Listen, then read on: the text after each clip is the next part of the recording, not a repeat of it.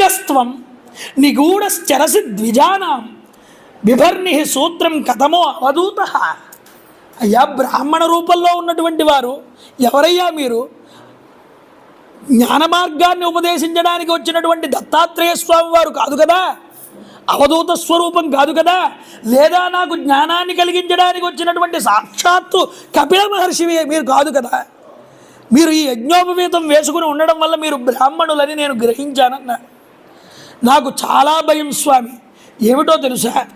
నాహం విశంకే సుర రాజవజ్రాత్ నా త్రక్షశూలాం యమస్య దండాత్ నా అగ్ని అర్క సోమ అనిల విత్తపాస్త్రాత్ శంకే వృషం బ్రహ్మకుల అవమానాత్. అయ్యా, ఒక్క విషయం చెప్తాను, గుర్తుపెట్టుకోండి అన్నాడు.